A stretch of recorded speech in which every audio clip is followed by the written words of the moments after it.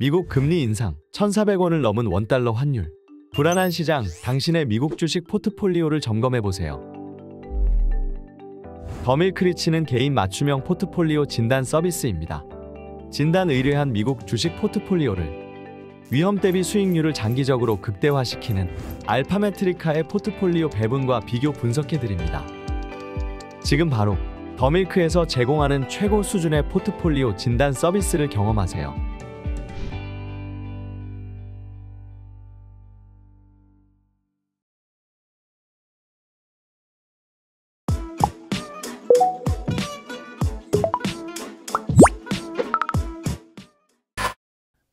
안녕하세요. 뉴욕 시그널의 크리스 정입니다.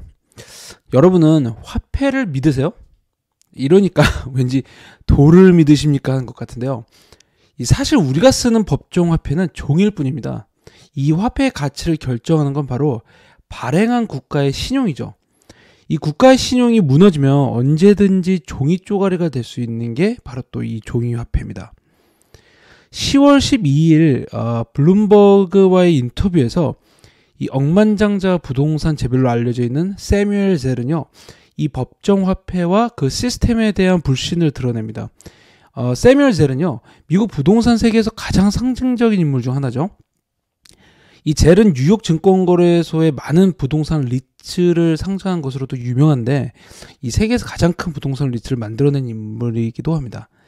이 세뮤얼 젤은요, 1970년대 닉슨 대통령이 금 본위제를 폐지한 이후에 금융 시스템이 법정 화폐를 기하급수적으로 확대했다라고 보고 있는데요. 금융 시스템과 국가의 경제가 예전에 비해서 훨씬 강해지긴 했지만 이 결국 무분별한 부채 확대를 중앙은행이 컨트롤하지 못할 것이다 라고 봤습니다. 그리고 그 대안으로 금과 금 주식을 작년부터 사들이고 있다고 말했죠. 물론 세뮤얼 젤은요, 그 대표적인 예로 미국의 연준을 꼽았습니다. 그리고 실제로 연준의 현재 총자산은 무려 9조 달러에 달하죠. 이게 얼마나 대단한 숫자냐 하면 말이죠. 이 중국이 전 세계에서 달러 외환 보유액을 가장 많이 가지고 있는데 그 금액이 3조 달러에 불과합니다. 일본은 1조 달러 수준의 달러를 가지고 있죠. 대한민국은 4천억 달러, 그리고 대영제국이라는 영국은 1천억 달러에 불과합니다. 세계에서 가장 부유하고 강한 국력을 가진 국가들이 보유한 달러가 그 정도인데 이 미국의 연준은 중국이 보유한 달러의 3배가 넘는 자산을 보유하고 있는 거죠. 물론 연준이 가지고 있는 자산은 국채와 채권을 의미합니다. 모두 나라의 빚이죠. 이 미국 정부가 발행한 국채를 중앙은행의 역할을 하는 연준이 다시 사들인 거죠. 연준은 이제 그 부채를 다시 시장에 내놓고 있습니다. 너무 많은 돈을 풀어서 전례 없는 인플레이션이 오니까 이 금리를 올리고 부채를 팔아서 유동성을 흡수하려는 거죠. 한 달에 1천억 달러에 가까운 채권을 팔겠다고 하는데 문제는 그동안 쌓아온 부채의 규모가 너무 많다는 겁니다. 연준은 단 2년 동안 5조에 가까운 부채를 사들였어요.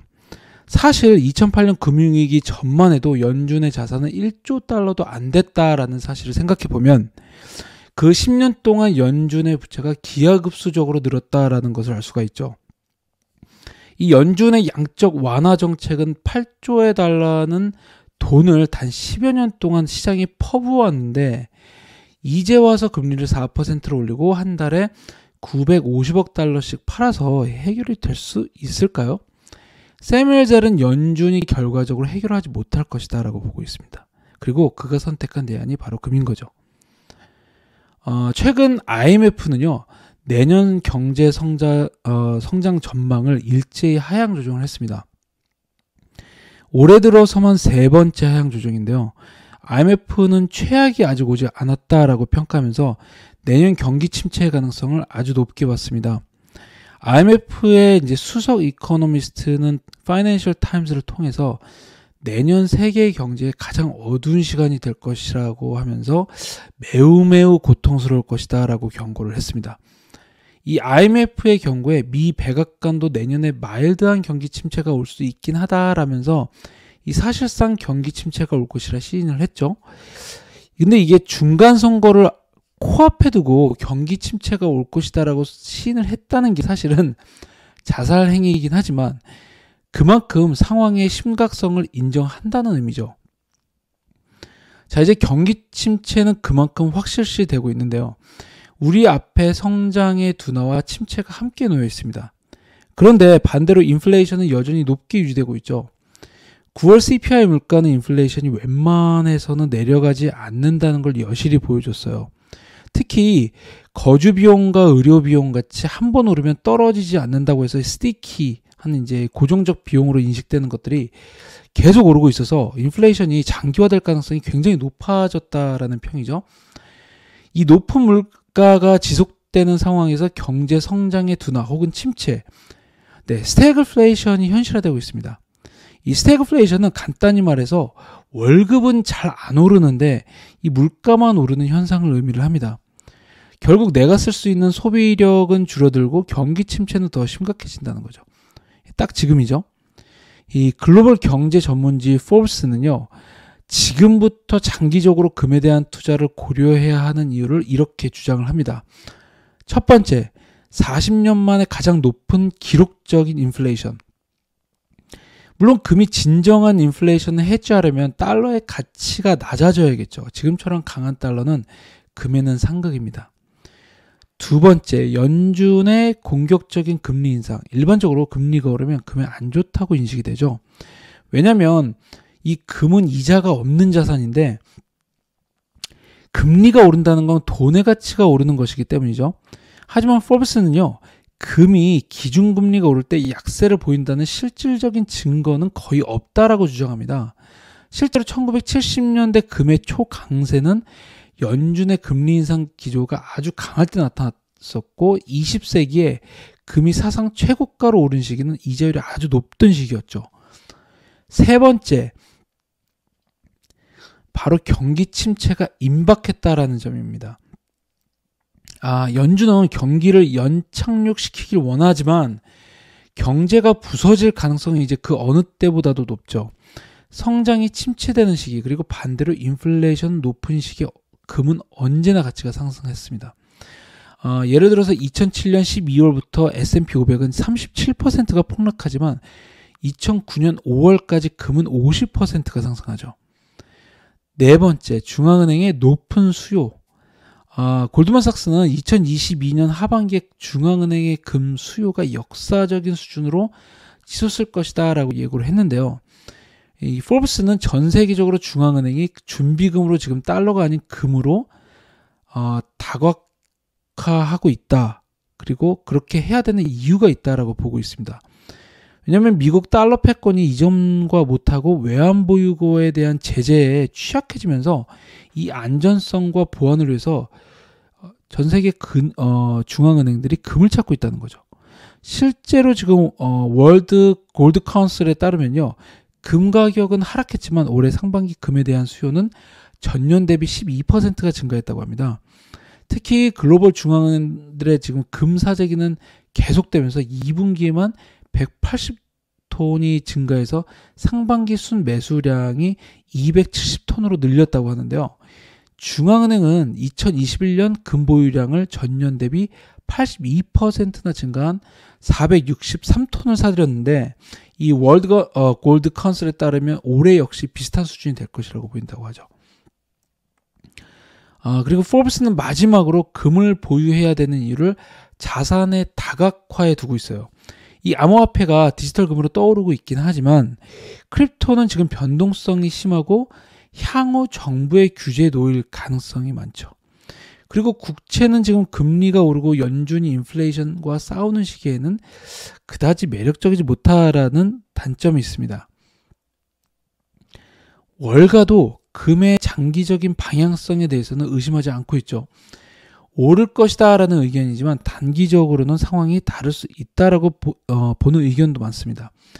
이 바트 멜렉 TD 어메리트레이드 상품 전략 책임자는요, 2023년도 이자가 높아지면서 실질 금리가 상승해서 금이 힘을 별로 받지 못할 것이다 라고 주장을 하고 있죠. 그도 역시 장기적으로는 금이 좋다고 보지만 내년은 어렵다고 보고 있습니다. 반면에 스태그플레이션이 도래하면서 금이 결국 강세로 전환할 것이다 라는 의견이 많습니다. 피터 쉬프 유로 퍼시픽 캐피탈의 애널리스트는요.